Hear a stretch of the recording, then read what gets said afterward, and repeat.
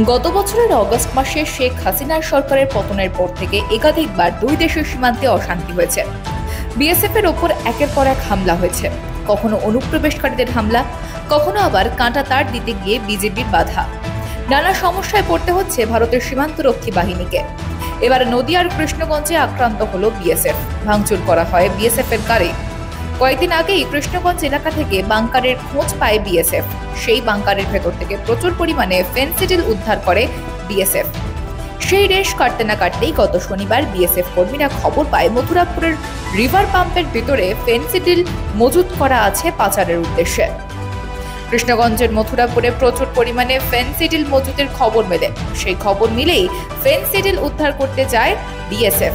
তারপরই বিএসএফ এর ওপর হামলা হয়। বিএসএফ জওয়ানদের মারধর করা হয় বলে অভিযোগ। বিএসএফ এর গাড়িতে ব্যাপক ভাঙচুর চালানো হয়।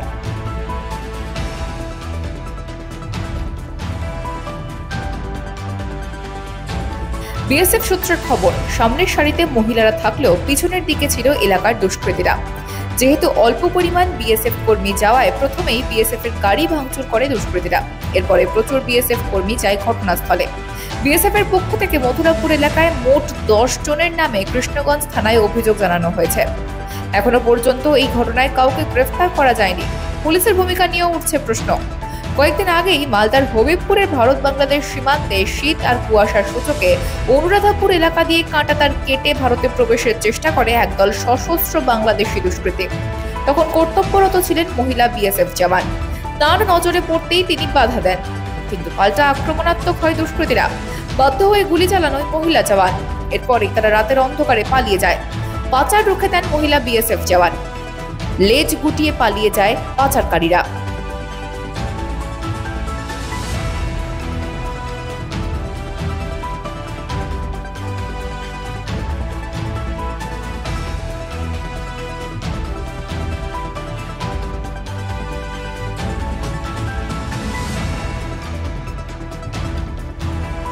এই ঘটনার মাঝে শিলিগুড়ির কাছে ফুলবাড়ির ইমিগ্রেশন চেকপোস্ট সংলগ্ন ট্রাক পার্কিং এলাকা থেকে মর্টার সেল উদ্ধার করা হয়। এই ঘটনায় ব্যাপক চাঞ্চল্য ছড়ায় গোটা এলাকায়। জানা গিয়েছে, এদিন স্থানীয়রা প্রথমে ট্রাক পার্কিং এলাকায় মর্টার সেলটি দেখতে পায়। খবর পেয়ে ঘটনাস্থলে যায় শিলিগুড়ি মেট্রোপলিটন পুলিশের নিউ জলপাইগুড়ি থানার পুলিশ। পুলিশ ঘটনাস্থলে পৌঁছে খবর দেয় সিআইডি বম্ব স্কোয়াডকে। যদিও স্কোয়াড ঘটনাস্থলে পৌঁছে এলাকা ফাঁকা করে দেন। উদ্ধার হওয়া মর্টার সেল কোথা থেকে এলো তা খতিয়ে দেখা হচ্ছে।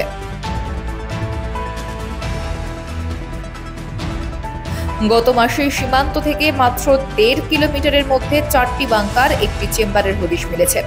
শুধুই কি চোরাচালানের জন্য এই চেম্বার বাংকার বানানো হয়েছিল, নাকি এর পিছনে রয়েছে আরো কোনো বড় রহস্য? ব্যুরো রিপোর্ট, মাধ্যম।